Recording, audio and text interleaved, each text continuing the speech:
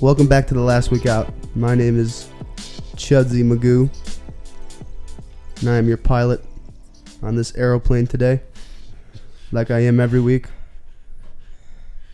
Big shouts out to our listeners for tuning in to the live video with Tara last week. The captain, myself, and my first mate were out of town, not together, in different parts of town. Yeah, exploring. Anthony was in a place in Colorado. I didn't know where it was, but somebody was like, "Where's Anthony?" I was like, "He's at that place where rich white people go."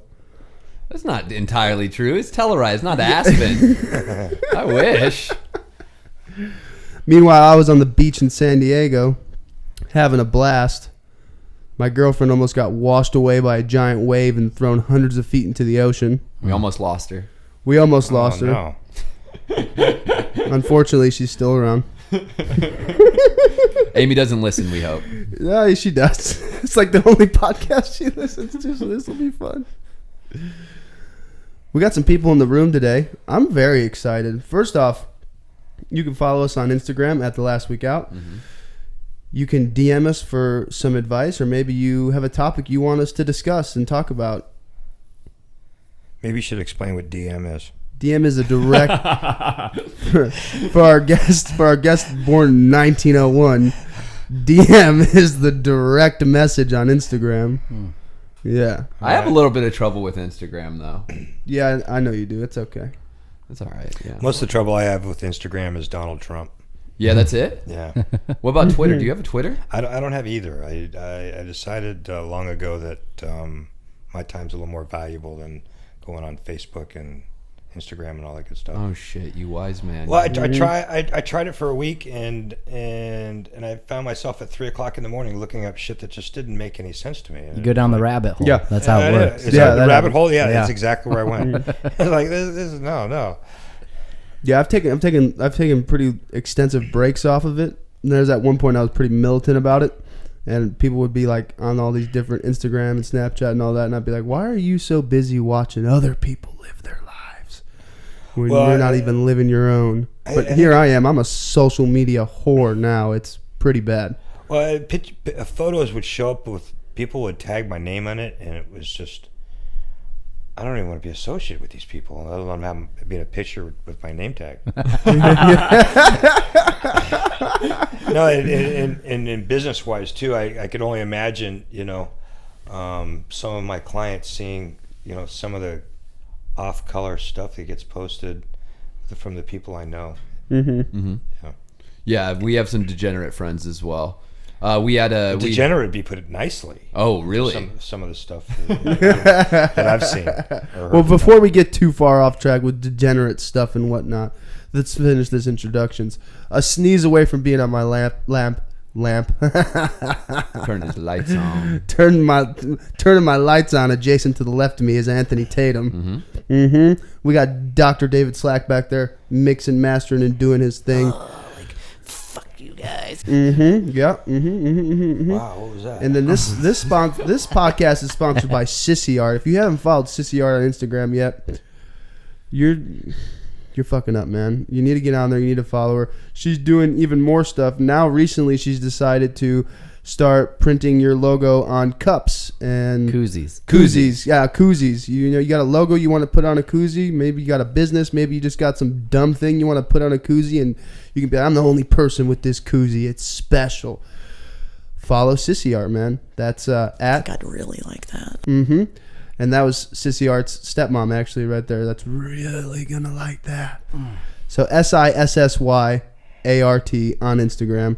And today we have a very special guest, and I said it about all our guests, but this guest is very special. Mm-hmm. He is a man that I've had the absolute pleasure of going to his house on Mondays, and his wife cooks a big dinner for everybody, and we sit around and we talk about accountability, and we talk about responsibility, and we talk about some of the crazy things that we've gone through in our life or are currently gone through, and it gives us the opportunity to be accountable to each other, which was a really cool experience for me. And I'm a little sad I haven't been there recently, but what I can say is that this man opens his house up to people, and it is it's just a really beautiful thing, and I've learned an immense amount from this man, like how to shave my entire body. Ball bomb. Ball bomb, baby. If y'all ever hear this, we'll take you as a sponsor. Trust me, I'm very, very hairy, and I need some help over here. Well, and again, Tim, thank you for coming on. Yeah, I'm happy to be here. You know, when you when you said special guest, I'm thinking about the special bus. You know, the short bus. And I know that's exactly where I came from. Yeah? Yeah. Well, and Tim, like Chad said, he opens up his home to us. His home is beautiful. He lives a amazing life. Tim actually was telling us when we were out to breakfast this morning, he goes out to Hawaii for 3 months out of the year. He runs a business, wakes up at 2 a.m. in the fucking morning. The only time I see 2 a.m. is on the wrong side of it.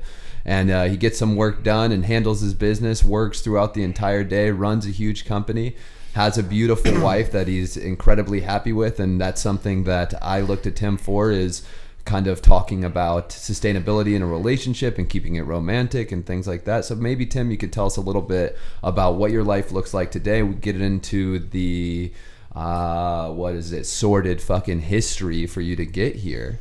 Wow. Yeah. You know, I have an incredible relationship today. For a long, long time, I was no good at relationships. I had zero skills in it, and it was always, I always placed the burden on them. It was up to them to make me happy, and I found out through a lot of trials and errors that I need to create happiness inside me. And when I was finally happy with myself and could look myself in the eye and say I like me, I was able to find someone to like me. You know. Yeah.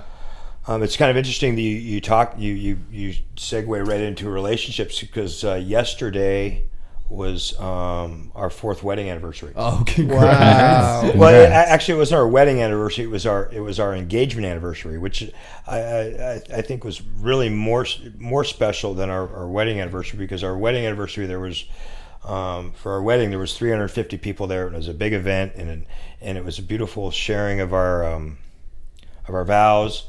But we were surrounded by so many people, and it was a big event, and it was more of a people that affected our lives and the lives of people that we've affected.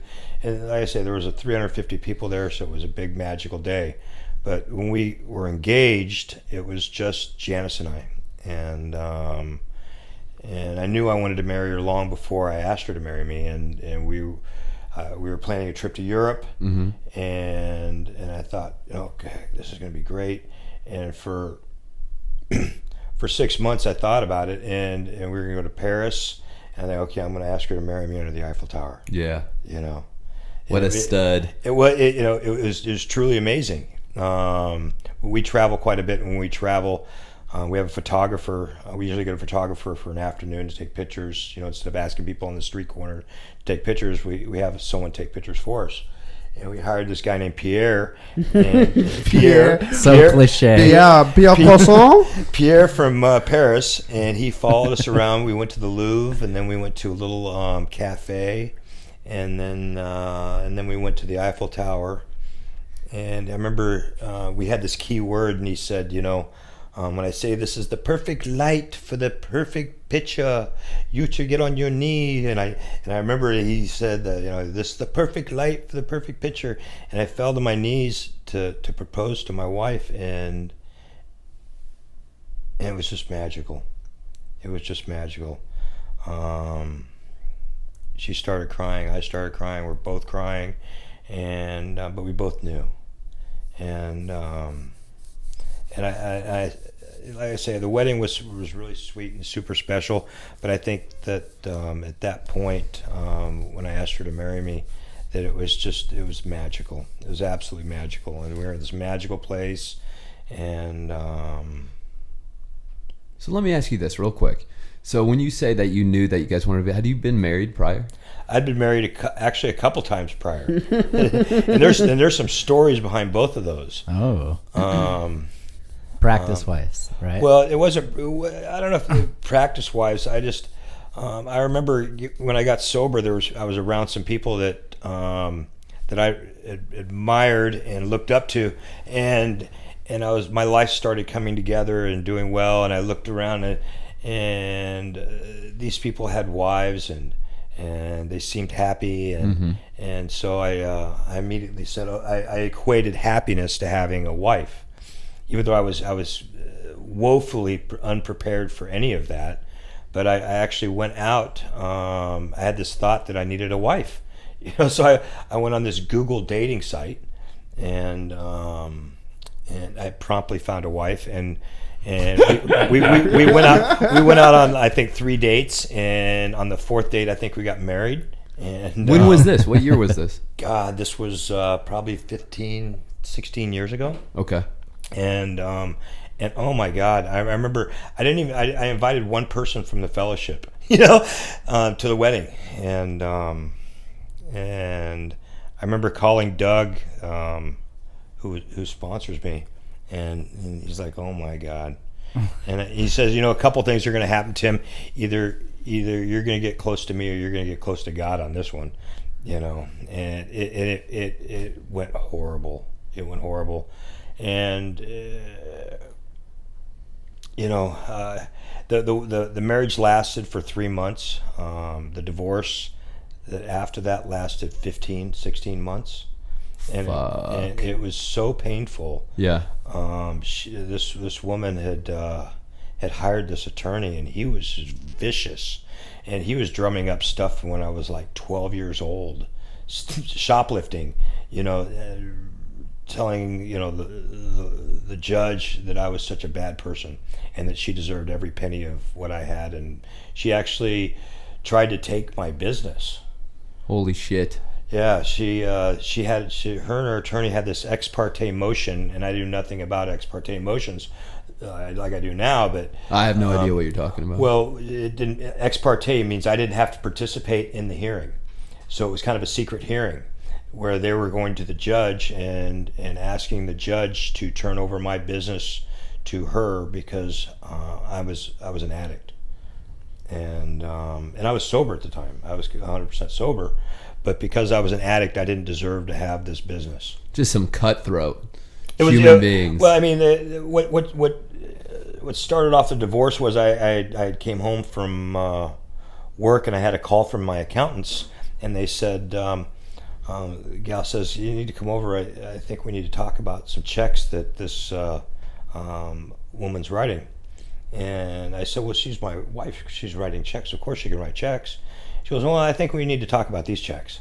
And so I went down, and this gal was writing $10, $20, and $30,000 checks out of the back of the checkbook and posting them in her daughter's account and then pulling it. And I was oblivious to it. And she had sucked up about $70,000 or $80,000. Which blew me away, and I promptly came home and said, this has got to stop, and you have to leave because I can't do this. Yeah. And she said, she goes, well, I'm not leaving, and I took that money because half of your money is my money. And I said, oh, no, wait a minute. And I said, I'm going to leave for the weekend, and when I come back, you need to be gone. And we were in a house that I had owned, and I remember coming home on a Sunday, and coming in, and all of her belongings were still there. And I was shocked, and all of a sudden there was a knock on the door, and it was the police department, and she had filed a restraining order while I was gone for that weekend, and the police came in and said, you have to leave. And I said, this is my house, this is not her house, this is my house. And they said, well, unfortunately you'll need to talk to the judge about that, and was escorted out of my house. Holy shit, Tim. Yeah, no, this what a mess this was. This was a complete mess, and like I said, and I called Doug crying. He's like, like I said, you're going to either get close to me or you're going to get close to God. And I had no idea what God had in store for me, but I was not happy at all. I was devastated, and I remember going to the court the following Monday, and the judge asked her, did he hit you? And she goes, no. And he said, did he push you around? No. Did he spit on you? And he goes, no. She said, no. And he goes, well, what did he do? Well, he yelled at me about some money that's mine that I had taken.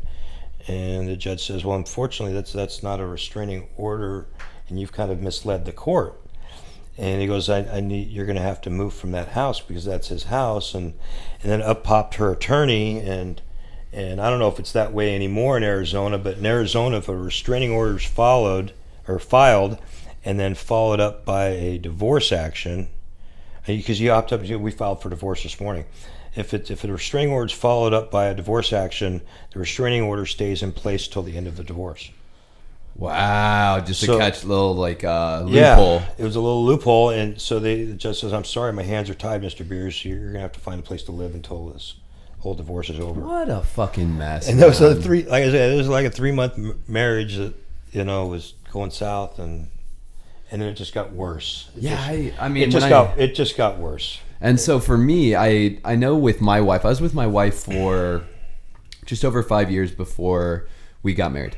And I knew that there was no one else I wanted to build my ideal life with, like as far as having a family and settling down and buying a home. And I kind of still had that reservation that maybe I was just going to run away one day. It wasn't like I was fantasizing about just other women. There's definitely no one in particular. But it was hard for me to imagine just kind of consigning myself to giving all into this. But it sounds like you were hoping on that. You were just looking for that. Then when you met Janice, though, you quickly knew that this was the person. This is my teammate. I knew long before. I resolved myself at one point to say, I'm just going to get a dog. I'm just going to get a dog, and I'll occasionally date, and that'll be about it. And I remember the first time I saw Janice. God, it seems so long ago. But the first time I saw her, guys, she is just amazing. Yeah. And I remember saying to myself, my God, she is so beautiful. I thought to myself in the back of my head that I'd never have a chance with that woman. She's just, and she was so graceful and so elegant, and I kid her around. She was Mary Tyler Moore. And I don't know if you guys know what Mary Tyler Moore was, but back when I was, like 10, 11 years old, Mary Tyler Moore had a TV show, and she was just the hit. She was the cat's meow, and she brought you into manhood. She brought me into manhood. Her and Farrah Fawcett. I used to have a Farrah Fawcett poster in my bedroom, but no, Janice is she's just amazing, and so I'm gonna take it back to yesterday, because yesterday was our. And you asked, how do we keep it alive? Mm-hmm. And, I'm just a true romantic. I leave her love post-it notes throughout the house. I'll put something in her. I put one in her drawer last week. It said, "I love it when you wear these lilac panties." or none at all. Or none at all. I left a little note for her. Or on the visor of her car, I'll leave a note. You're my hero. I love you more than anything. And she flipped down her visor, and she, Did you always have that in you? Like, were you doing those sort of things even for your crazy? No, God no, not at all. I know that I want my wife to know how much I love her, mm-hmm. and I want to show her. And every day when I get up in the morning, I think of ways to make her smile. I do, because I want her to make me smile. And I know that if I want something, then I got to do something. And so we're coming up to this our anniversary, our engagement anniversary, and I got to thinking, God, that was a pretty special time. And I spent all week thinking about when we were in Paris and the things we did, because we went on a whole European tour that trip. And so I found this little French restaurant. Mm-hmm. I thought, I'll take her to a French restaurant, and then my mind starts playing a little more. Well, how to do this, how to do that. So I found the jacket that I was wearing when I proposed to her, and the scarf that I was wearing, and I found the jacket that she was wearing, and I told her, I said, okay, we're gonna go to the movies tomorrow, and so I went and put my jacket in the trunk of the car, and I took her jacket down to this little French bistro called Paris Cafe. Okay. And I got with the people that run the place down there, and they set up a little table outside with an umbrella, and I had a picture from our engagement and all the pictures from when we were in Paris, and I put them all in a nice photo album, and I went home and I said, okay, we're gonna go to lunch, or we're gonna go to the movies, but we're gonna stop for lunch real quick. I said, oh, by the way, I gotta stop at this paint store and pay for this paint real quick, and I pull in and she's not looking, and I get out and I get in the trunk and I put my jacket on and I got my scarf on. Of course, it's 90 degrees out, you know. And I open the door and the car. She goes, "What?" And she looks over her shoulder and sees this sign that says Paris Cafe, and she starts crying. You know, oh no, what did you do? You know, and she saw this little table all done up for us, and she goes, I've never seen this place before because it's right around the corner from our house. And I said, I painted this. I came down last night. I didn't paint the sign, you know, and put a storefront together for it. She's like, oh my gosh, you did? Oh, she's like, you know, the tears are coming out, and it was, and I got on my knee and I proposed to her again. Oh, my fucking wife listens to this, Tim. You gotta calm it down. You're setting this fucking bar up. And we're both back 4 years ago when we were in Paris, and we're both crying, and we're just we're so in love with each other. Yeah, you know, it's such a sweet deal. It sounds like it doesn't take much work for you. It doesn't. It doesn't at all. I mean, I remember years ago watching this Dr. Phil. You know. Oh, I know who Dr. Phil is. Yeah. You know, and this couple comes out. And he says, you know, how's your relationship? And the wife, they look at each other and they laugh, and the wife looks over. Well, we get through the rough times so we can get through the good times. And I remember what those kind of relationships are like. I absolutely do. They're painful. Yeah. You know, and Janice and I, we just don't have rough times. Nothing's a big deal. Okay. There's just nothing that's a big deal. We don't fight about anything. I mean, every once in a while I'll say something that just doesn't come out right. I love it when you wear these lilac panties. Yeah, you say things like that. She likes that though. No, but you know, I'll say something that's selfish and self-centered, and usually within a couple minutes it hits me that what I just said. And, but with her, it's you know, I've been in relationships where something like that gets said, and for 2 weeks you're walking on eggshells. Yeah. Well, and I think your experience and all the time on Earth is a testament to all of that. I know for me and my wife, we are incredibly blessed to not have the same temperament. She's a lot more high-strung. Me, I kind of I'm unobservant, so I don't even see that shit's going on and doesn't really affect me very often. But I know for sure, and hearing what you're saying it reminds me of the importance of getting flowers and showing affection and doing these things, because I get so fucking lost in life, man. I mean, I'm at work or I'm running over here and doing these things and doing that thing. Meanwhile, she's, you know, carrying my baby at home and, you know, has the house and taking care of the groceries and doing the laundry, and she works a full-time job, and, you know, we get mixed up, but that's a beautiful thing. And so for you, where you're traveling and taking your wife to these places and doing these incredibly romantic things, did you come from money? Were you born into money and having the ability to do this stuff? No, absolutely not. Well, I was thinking about that this morning when we were driving over from breakfast about my family, and my family didn't struggle for money, but my parents, they were hard workers. I remember as a child growing up, my dad checking out to go to work at 7:00 in the morning. Yeah.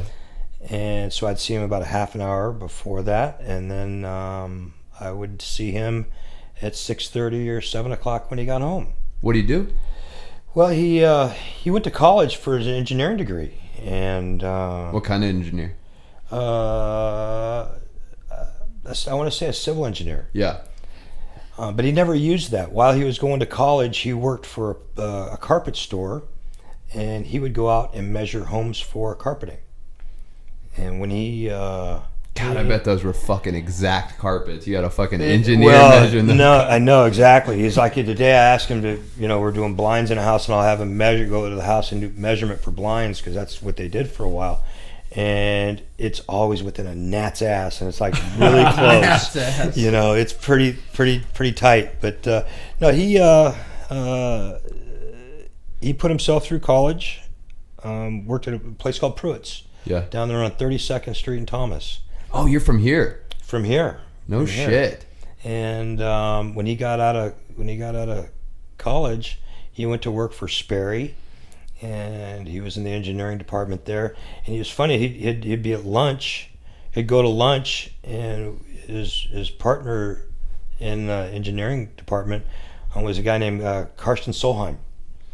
And they would go out and take breaks at lunch, and Karsten would get out this little putter, and he'd be engineering this putter.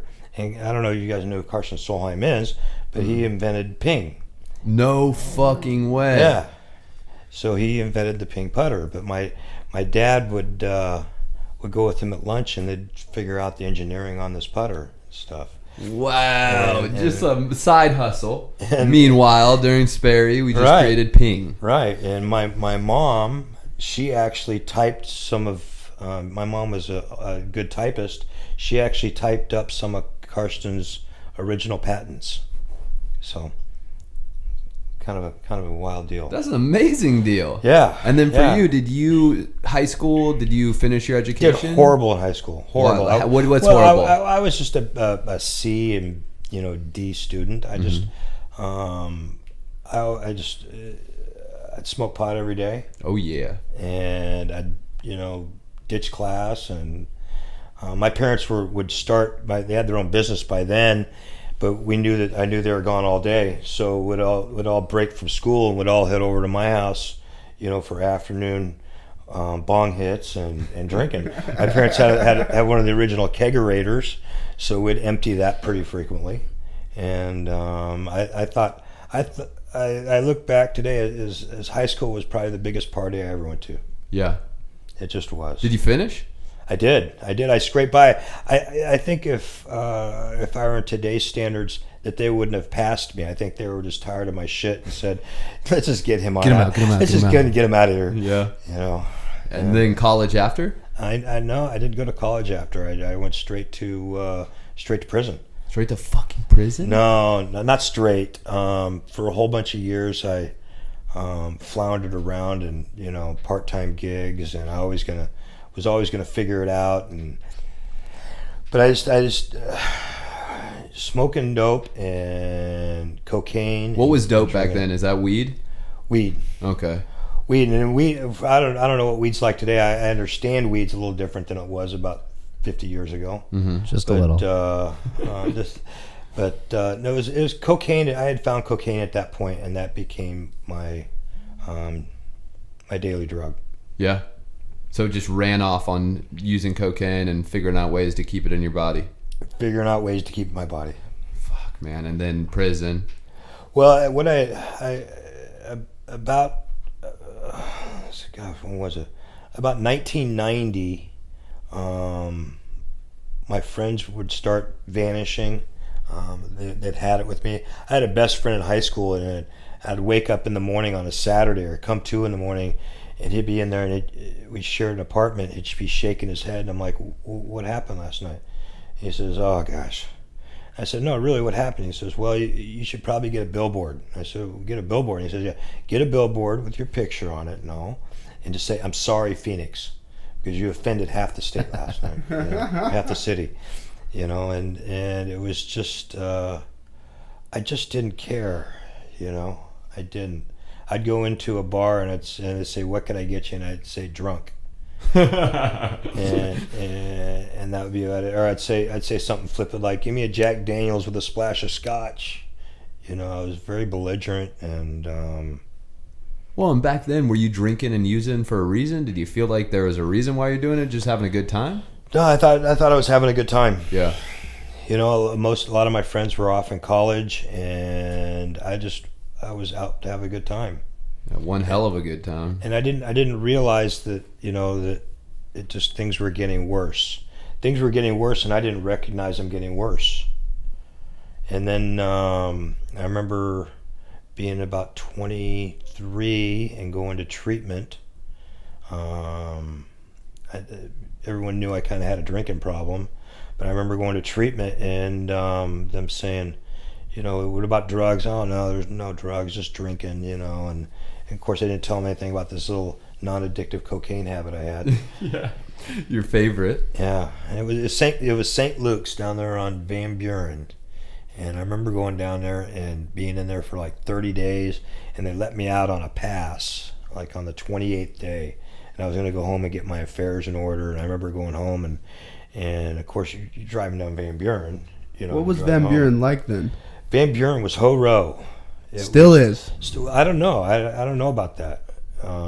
But there was, I'll tell you what, if Van Buren is cleaned up even a fucking little bit, it was a goddamn nightmare when you were doing it, because it is a bad place to be right now. It was a zoo. You go down there, and there must have been 1,000 prostitutes, on a weekend just out there. Yeah, I mean the indigent population was Cass. Was it Cass back then, or no? It wasn't Cass. It was no, it was Lark. Lark. That's right. It was Lark. Yeah. But it was a war zone, and I remember driving back to that treatment center after that day pass, and I just could not stop myself. I could not use, and I remember picking up a 40 piece of crack, and going into this treatment center. And you had private rooms, and I remember going into the bathroom, and I'm huddled up underneath the vanity, and I'm smoking this crack, in a treatment center, and just not knowing and not caring. How old were you? You said 90? Yeah, I want to say I was about 23, 24 then. That was my first treatment center, and I remember going to Crossroads directly from that treatment center. And I remember, because no one's really on to me smoking crack at the facility, but I remember within a short time I was kind of kicked out of inpatient that followed the treatment, and being at Crossroads and then getting kicked out of Crossroads, and just floundering around doing just doing nothing. Yeah. And I was doing some telemarketing gigs back then, working for these police officers. They had this police magazine, and I would call up and smoking crack and working for the cops. Well, it was a retired cop, and he was more, he was more felonious than I was at that time. Hell, our pitch was this. This is Sam Bass, Arizona police officer. How are you today, Mrs. Jones? And we'd pretend like we were police officers on the phone, and we'd tell them that if they gave us money, we'd give them a bumper sticker for their car, and we'd tell them, this doesn't get you out of a ticket, but it sure lets the police officers know that you're behind them. Oh, And we'd do the quick sale of $125, and we would get $25 of it. And I did that for a while, and then I remember going to. I thought telemarketing was pretty cool, because you could get loaded as much as you want instead of just show up every once in a while. And then I got this job for Ford Motor Company. They were selling extended warranties, and I remember going to this guy, and everyone in the place had suits on. And I was pretty scraggly, and the guy says, "Well, we're not really looking right now." And I remember from my sister, talking about, just having some, what's the word I'm looking for? Well, at any rate, here's the deal. She said, you should keep going back there and applying. So I remember going back to the guy's office like the next day. He says, "Oh no, I told you yesterday we're not hiring." I said, "Okay, well, I was just checking to see if maybe anything opened up." And then I went back like 2 days later and said, "So are you looking for anyone right now?" And he goes, "Oh, I told you, last week that we're not looking for anyone right now." And I did this like 7 or 8 times. Holy just shit. kept showing at this guy's door. Finally, he said, "All right, come into my office." And I remember going into his office, and we're sitting there, and he says, what's it going to take for get you to stop coming here? And I said, you're just going to have to give me a job. And the guy says, okay. He goes, all right, Tim, where do you want to be a year from now? And I remember standing up and looking around this guy's office and looking back at the guy and said, well, this is a pretty nice office. and the guy really liked that. The guy liked that I didn't take no for an answer, and thought something special in me. But anyway, I started working for them, and within about 2 months, I was number one in the office, and everyone was starting to dress like me. They weren't wearing suits anymore. I was going to ask, did you buy a suit?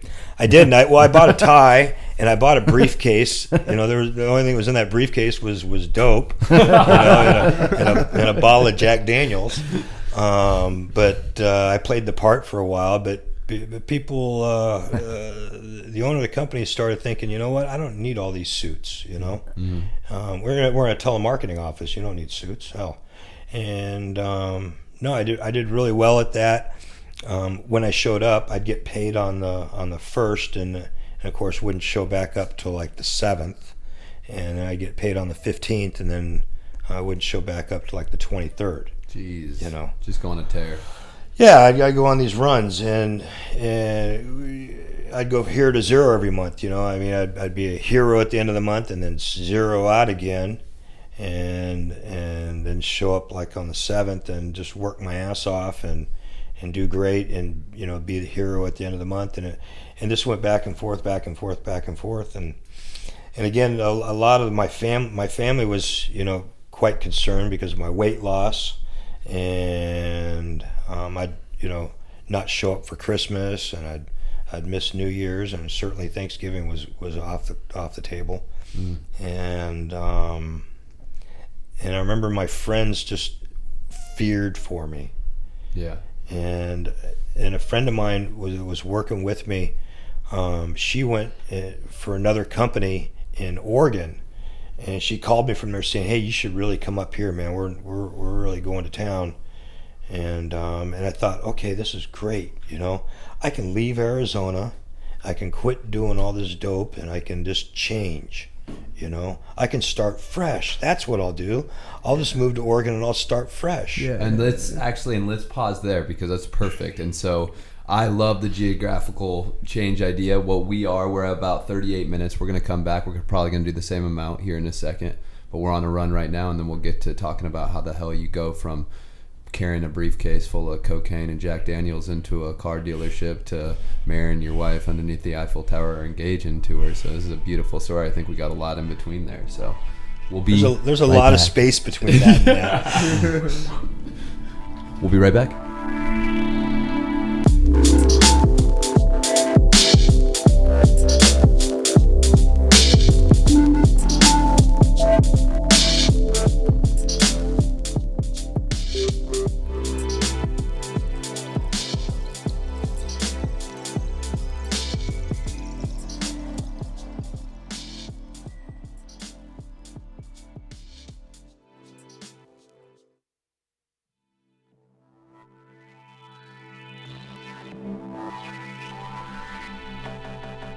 I forgot where we were.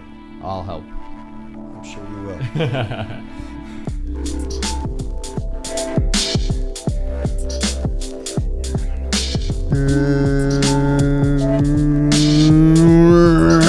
We're back.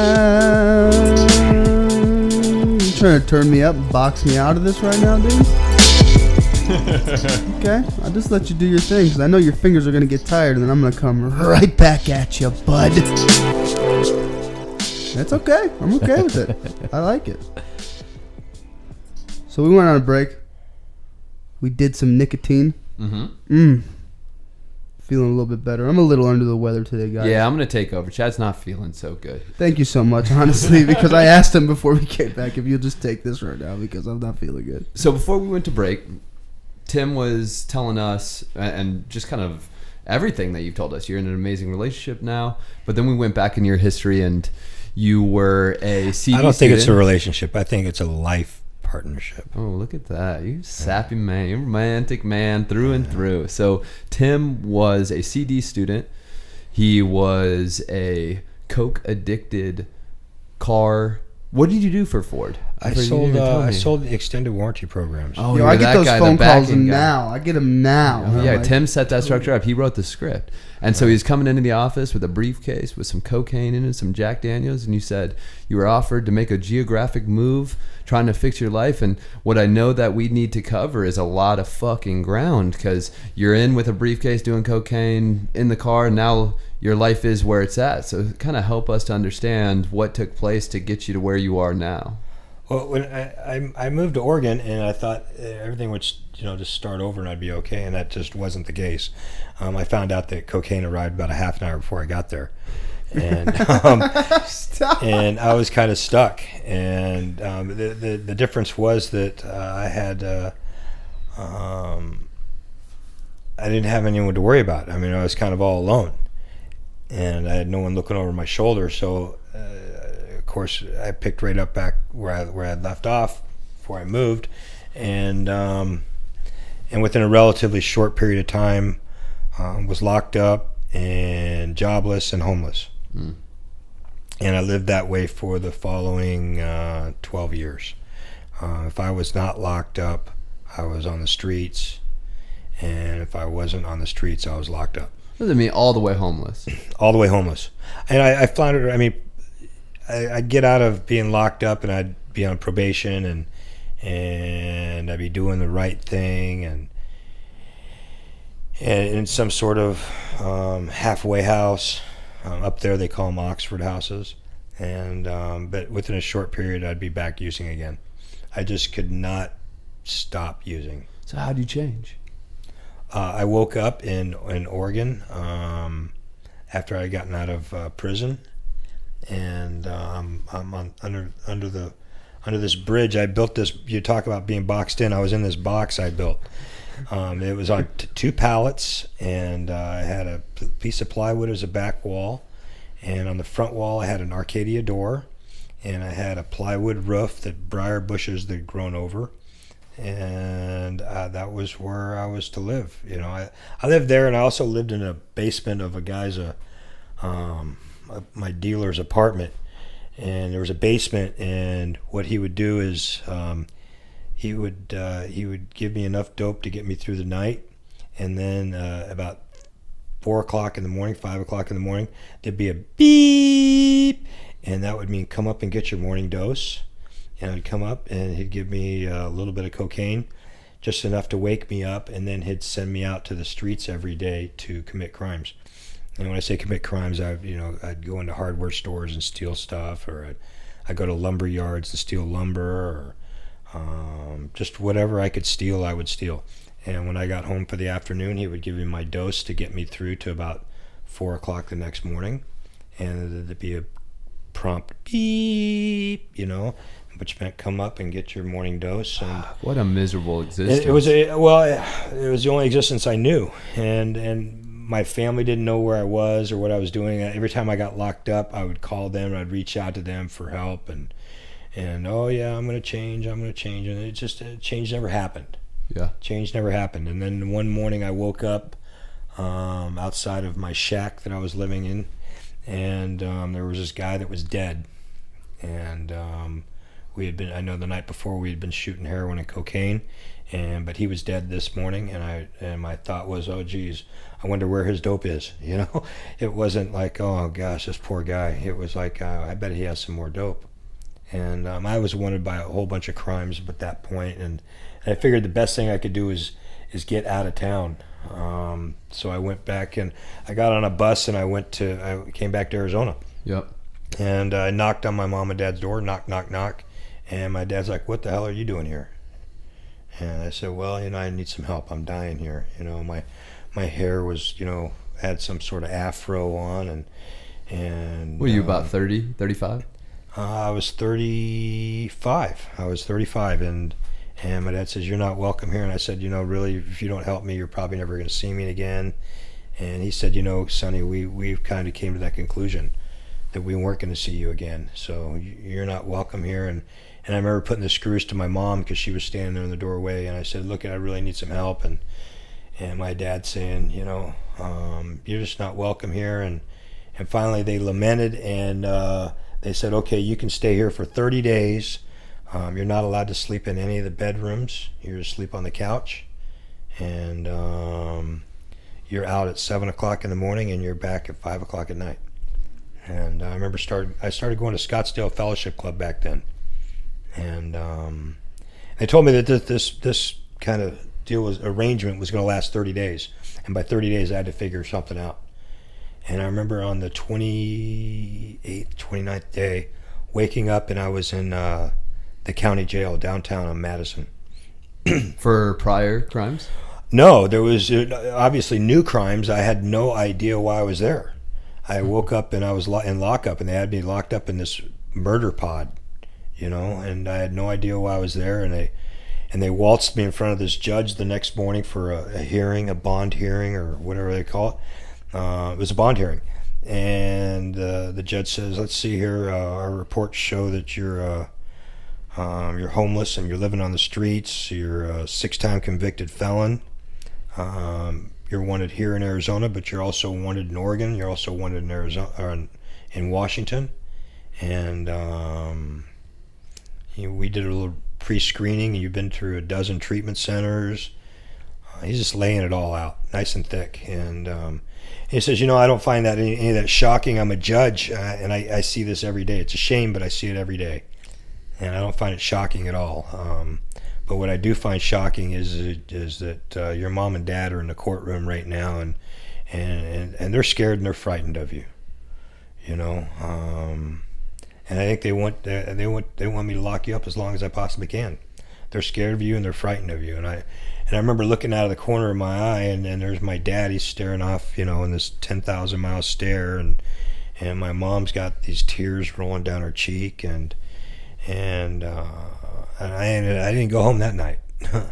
I didn't. They kept me locked up, and I don't know that my folks completely had given up on me. I knew that they were done, and I knew my dad was done. My dad was through with me, and my mom, I don't think she ever really gave up on me. I think she was just scared to death, and I have a sister too, and I think she was scared, and no one really knew what to do with me. But this judge was going to do something with me, and they kept me locked up for quite a while.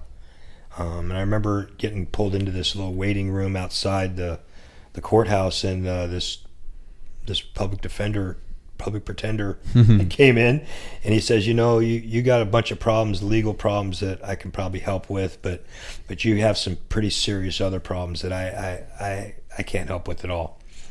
And there's some meetings going on here in this place, and I suggest you check into those meetings because they might be able to help you.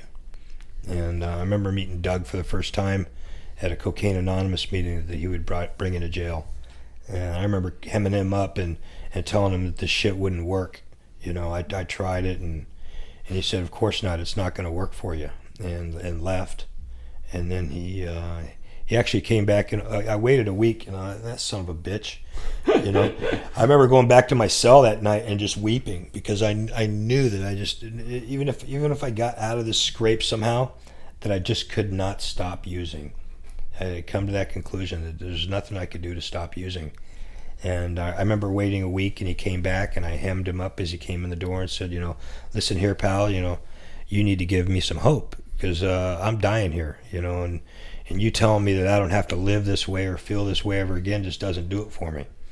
Because I've tried this stuff, and he says, well, the reason why it won't work for you because it's not supposed to. You're supposed to work for it, and what we do is we get sober and we go out and we help other people get sober, and that's how we stay sober. And I said he kind of had me at that, and I said, okay, how do I get sober? And he says, you're not listening, and he says, I can't tell you how to get sober. I can just tell you how I got sober. And if you do the things that I did, you might have the same experience I had. And he came back and saw me every week. In the jail? In the jail. Yeah, he had been carrying messages into the jail for about 12, 14 years at that time. And he came back and saw me every week, and we started doing step work while I was locked up. And I remember going in front of the judge again, and back then there was a deal that if your crimes, your original, I was a convicted felon, and because my prior felonies were from out of state, most of them were from Oregon, and they weren't of a violent nature, that they couldn't attach those to my new charges. So they had to treat me like a first-time felon. And what happened was the state came in and they offered me a year and a day in prison or 3 years probation. And I'm like, oh, great, give me the year and a day, you know. I didn't want to do the whole probation thing because I had done that before and I had failed miserably at it. And then Doug says, no, you're gonna do the 3 years probation. I said, no, you don't understand. He goes, no, you don't understand. You're going to do everything they say to do, and you're just going to do it. You know, I can't help you if you're locked up. You know, I need you on the outside to help you. And so I agreed to it, and this probation thing, they'd show up every other night at 2 o'clock in the morning, and you'd have to come up with a schedule of where you were going to go a week in advance, and it was what intensive probation, IPS. Or ISP. Yeah, I think you're right. IPS. IPS. And IPS actually stands for in prison soon. You know, because most people don't complete it. And what I found is that probation is actually pretty easy. You just simply have to do everything they say. Mm-hmm. If you do everything they say, you cannot fail. So I just somehow something happened in my mind that if I did everything that he said, that'd be all right, and I just did, and I think I was on it for 3 years, and I graduated, and which I think maybe 3% of the people that go on it graduated, and but you know there's a lot of reasons why I graduated. I started working the steps, and for those who understand those, that'd be the steps that Bill Wilson and came up with at Alcoholics Anonymous. I started doing the 12 steps with Doug. And my life started changing. I mean, like I said, I had been to treatment a whole bunch of times, and people would say, you know, they'd give me this big book and say, do the steps and go do your 4-step and let me know when you're done. And Doug and I didn't do it that way. We sat down and we read a page, or I'd read a page, he would read a page. I'd read a page, he'd read a page, and we'd discuss it. And we'd turn the statements in the big book into questions, and it'd say, did this happen to you? And he walked me, you know, fed me the steps, and I remember when I sat down to do a 4th step or a 3rd, I did my 3rd step prayer with him. I got on my hands and knees and I did this prayer with him, and I get up to leave because I'd been there an hour already, and he says, where the hell are you going? I said, well, I thought we were done. And he said, oh, hell no, we're not done. And he opened up the big book and it says, next we launched out, and we next we launched out because we found that the book says this is a vital and crucial step, unless it once followed by a strenuous fact to do an inventory, that it had little or lasting permanent effect. Mm-hmm. So we sat down that day, and I remember sitting in his office, and we must have spent 6-7 hours doing a 4-step. Holy shit. You know, he did not give me a pen and a paper and say, go do a 4-step. We sat down, he got out a pen, he got out a book, and he started writing. Tim, who are you mad at? Well, I'm mad at my dad. Well, why are you mad at your dad? Well, I never felt good enough. He always made me feel less than. He'd tell me to mow the grass. I'd mow the grass. And he'd say, well, why didn't you trim the trees? And I'd mow the grass, and I'd trim the trees. And next week, he'd say, well, why the hell didn't you wash the car? And next week, I'd trim the grass, do the trees, wash the car. He said, well, why didn't you wash the driveway before you bring it? It was never good enough. You know, I remember coming home with B's and C's. You're not applying yourself well enough. You can do better. You're better than this. You're better than this. Mm-hmm. And then I remember one semester I studied my ass off, and I come home with A's, and he says, well, you're not taking hard enough classes. You know, that was the last time I ever got an A, because I never felt good enough. But the thing about it was, I know today that my father didn't have a father. My father's father was an alcoholic who died on the streets of Arizona, or Phoenix. And my dad did the damn best he could. We never went without. We never went out without a hot dinner. You know, we never, never slept, in the car. He was a good provider, and he showed me love the best he knew how. Same with my mom. They're both beautiful, loving people. I somehow went one direction and he went the other, and that's what happened. And today is completely different. They're my biggest fans. They love me unconditionally. My dad actually works for me a couple days a week in my company. How cool is that? That's kind of funny, But a lot took place. I remember, doing the steps with Doug and going to my family's house and wanting to make amends. And my dad saying, "What the hell are you doing here?" And I said, "Look, I need to make amends." He says, "Well, I don't know about these amends." And I said, if I don't straighten out the past, then I'm probably not going to stay sober. And I remember my dad saying, "Look, I don't think you are going to stay sober, so save your breath and save my time. You're not welcome here." I don't think he meant that in a mean, arrogant way. They were just done. They were done with my shenanigans. And what I found out was that I needed to start living consistently. And consistently meant my words had to start matching my actions. Yeah. And what I did to do that was I picked a day, and the day was Sunday.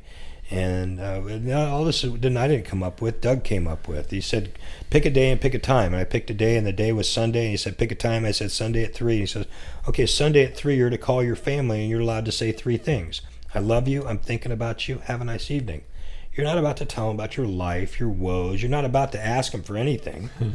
Don't ask them for anything. Just tell them you love them, you're thinking of them, and have a nice evening. You do that not Tuesdays at 2, not Mondays at 4. This is Sundays at 3. Every Sunday at 3. So every Sunday at 3, I knew what I was doing. It wasn't 2:59. It was 3 o'clock. And sometimes they answered the phones and sometimes they didn't. And when they didn't, I left a message. I love you. I'm thinking about you. Have a nice evening. And I think I did that for about 6 months. And my dad said, "Hey, we're having dinner at 5 o'clock. Why don't you come by?" And it was a spaghetti dinner. I remember helping my mom do dishes. And when I was done, I left. And I remember my dad, he followed me out. I was driving this hoopty car. And he followed me out, and I thought, okay, maybe he's going to tell me he loves me. He didn't do that, and I just left. But when I tell this story sometimes, he'll say, I say, "Yeah, you followed me out to tell me you love me." No. I followed you out of my house to make sure the shit in your car wasn't shit from my house. And he's kind of funny. But, that relationship's taken full circle.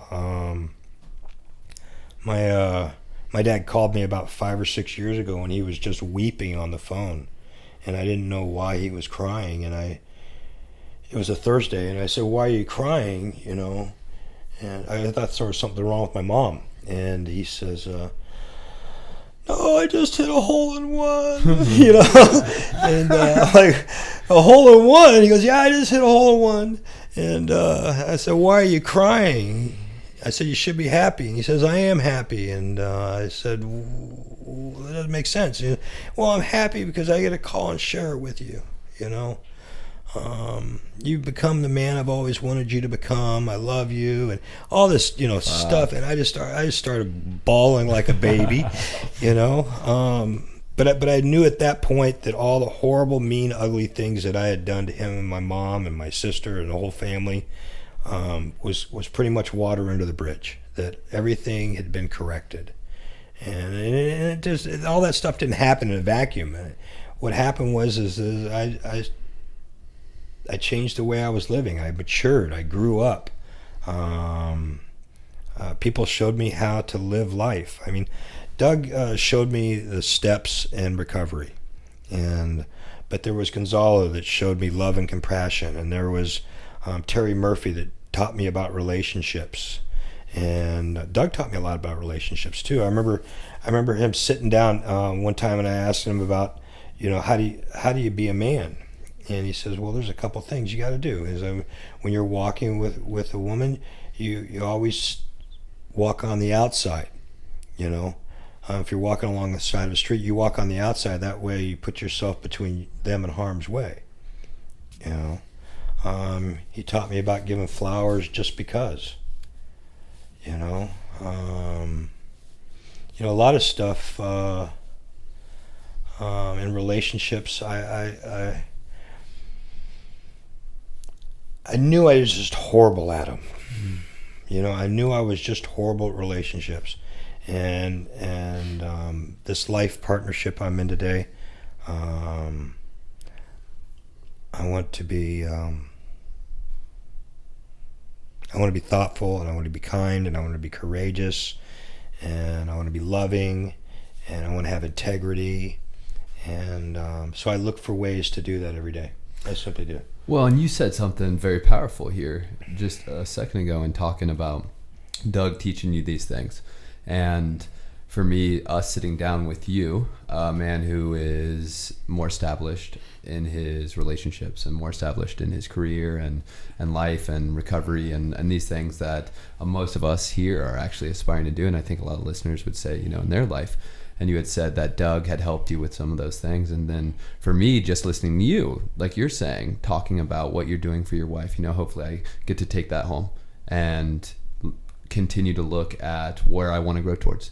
And so for you, you're teaching us, right? And so for you also in your recovery, I assume and know that you're helping people as well. And that's something that is an integral part of your life, I'm guessing, is passing this stuff on. And is that kind of...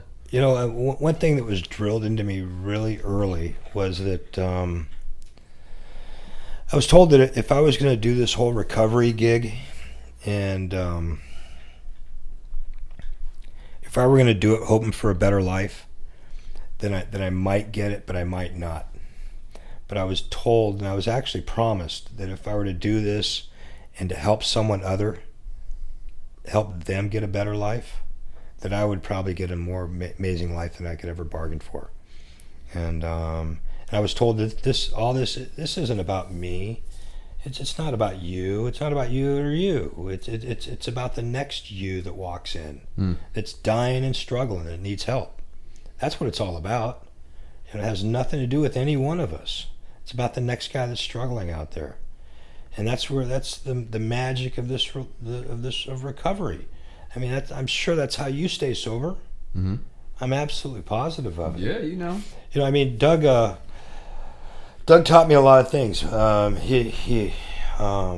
of the big things he taught me was integrity.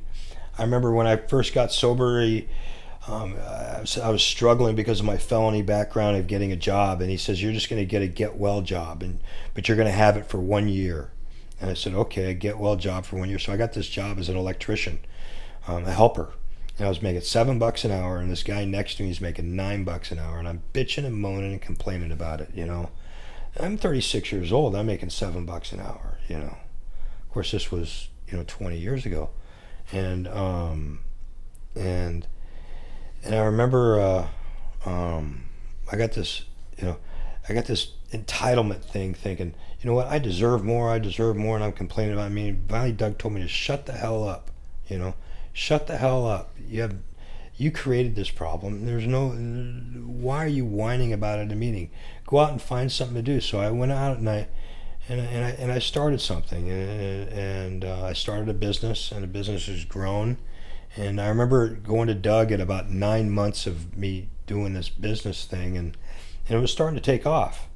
And I still had this $7 an hour job, and Doug says, "Well, wait a minute here." I told him, "I'm going to leave that $7." He goes, No. You've only been there 9 months. And I said, "Well, wait a minute. This business I'm doing is doing much better than that, and they're not, it's a $7. No. You said you've been there. You need to be there 3 more months." I said, "Well, wait a minute. You don't understand." He goes, "No, you don't understand." I said, "No, you don't understand, Doug. This is." He goes, "Wait a minute. I'm not your friend, and I don't care how you feel. I'm your sponsor, and I'm here to help you create a meaningful life, not recreate an old shitty life. You said you were going to be there for a year. Are you a man of your word?" And I said, "You gotta be kidding me. You're breaking my balls." And I said, "Okay, I'll be there a year." Okay. So I remember being there a year, and I remember calling Doug saying, "My year's up. I'm done." He goes, "That's great. Congratulations. Now, did you give him notice?" I'm like, Give them notice. It's a $7 an hour job, Doug. No, you need to give them notice. You give them notice just like anyone else would, and 2 weeks notice ought to be fair. And shit. So I gave him I gave him 2 weeks notice, and I remember going into the owner of the company after the 2 weeks, and he called me in for the exit interview, and says, Tim, you've been a really good employee, and I appreciate all the work you've done. And I talked to him about my business that I was doing, and he said, if that business doesn't work out, you come back to work for me, and I'll give you a raise. But you've been a great employee, and I appreciate your hard work. And I left there, but when I left there, one thing occurred to me. I was 36 years old, and in 36 years of my life, that was the only job I left on my own accord. The only job I ever left on my own. All the other ones were no call, no shows, stealing from the job, showing up drunk, and they weren't great jobs. None of them were really great jobs, but that was the only job, besides maybe my paper route when I was maybe 8 or 9 years, 10 years old, that I had left. But that was the only job that I had ever left on my own accord, And it occurred to me that Doug taught me integrity, a man of my word. And he taught me a lot of things, but that was, I think, one of the big things. Does my word mean anything? And these were all character building skills. Like I say, when I say I grew up, I literally grew up, because I really had no skills, no life skills at 36 years of age. I mean, the life skills I knew about were never tell the truth, especially, if you're staring at a judge, never tell the truth, get the first shot in if you're going to hit someone. If you're going to get in a fight, get the first shot in. They weren't life skills, but they were my survival skills. Right. And what I was being taught by the men in the fellowship of Cocaine Anonymous were life skills, how to live life. I didn't know how to write checks. I remember getting my first checking account, and I remember when I was using it, I got a checking account, and I figured I had checks left, so there had to be money left. So I just write the checks till they were gone, But no, Doug taught me how to write checks. He showed me how to get my driver's license back. I hadn't had a driver's license in a whole bunch of years, and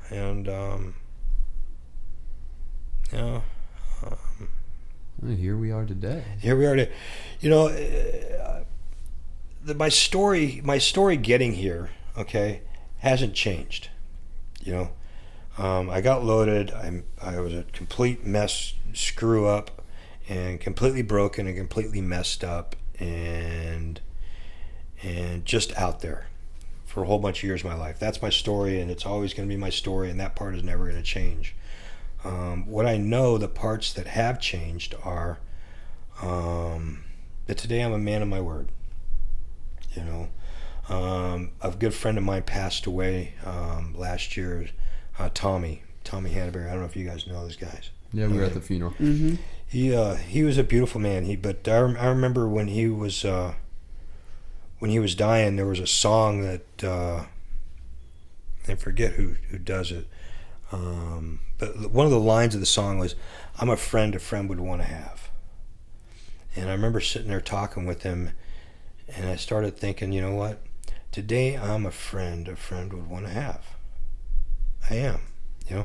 I had friends when I was using, but it wasn't about friendship. It wasn't about loving on each other and being honest with each other. It wasn't about that. It was about one thing, and that was about getting loaded. But today I'm a friend would want to have, and to take it a step further, today I'm a husband a wife would want to have, a good wife would want to have. I'm faithful and loyal, caring, supportive, and take it a bit further. I have 2 children today. I am a father of 2 children, a son and a daughter would want to have. And to take it a bit further, I'm I'm a grandpa. I have 3 grandbabies, grandgirls that are just amazing, beautiful little girls, and I'm a grandfather that three grandbabies would want to have. You know, I'm a son. A mom and dad would want to have. My mom and dad. I mean, like I said, my dad was pretty much through, and my mom was real close. But today they are my biggest fans. They love on me. They support me. Of course, when I call them and talk to them, they tell me the same story over and over again, and I kind of laugh with my wife about it and saying, "Geez, I wonder if we're going to be that way." They went up north this weekend, and they left on Friday, and they were supposed to leave on Thursday. But I heard the story about 15 times why they left on Friday instead of Thursday. It's like every time I was like, oh, God, okay, here we go again. This is going to be good. This is going to be good. And, you know, and I've got a beautiful sister who loves on me, and I'm a brother a sister would want to have. And I'm an uncle 2 nephews would want to have. Today I've got this full life that I never, ever could have imagined. And all of it hinged on this guy in a jailhouse saying, you never have to live this way or feel this way again. Fuck, man, what a powerful way to wrap it up there. And I mean, for us, I'd say your guest that we wanted to have, and so thank you very much for coming on and sharing all of it, and I think you did an amazing job, and we are well over the mark. I think that you're a bit concerned we're coming back in with the time constraint, but I think you're an amazing speaker for us, and thank you for your candor and your openness, and I think that I got a lot out of this, so I appreciate you coming, and I'm going to pass it over to Chad, and we're wrapping this thing up. Thanks again, Tim. Woo! Yeah, thank you, Tim. That was great. I feel enriched after that, and I usually do after these podcasts, and I was feeling a little like I was fiending for it because we do this every Sunday, but we skipped last Sunday because we were out of town. So I just want to thank you for, one, coming in and just like opening up your heart and your mind and being transparent and telling us all this stuff, because I've sat and listened to you for a while now, and not only today but previously on Mondays, and nothing but respect for you, you know, and your story. And like when I hear you talk, I'm like, yeah, that makes sense, you know. And I'm like, fuck it, hey, dude. But anyways, man, thank you very much. I really appreciate it. Don't forget to follow us on YouTube. Last Week Out. Just get on the search bar, type in Last Week Out Podcast. We're gonna pop up. There's going to be a picture of Tim. You can see his hairless body and his all over tan. Dude, and he's looking great with his, what's that thing called on your shoulder right there? It's a man purse. It's a man purse. It's a man purse. He's got his man purse on, and he's looking good, dude. He's looking real good. Also, Stitcher, Google Play, Spotify, iTunes. We're on all those podcasts. Please get on there, like us, follow us. And we'll see you next week. See you next week, guys. Thank you. Okay, bye. Love you. Woohoo!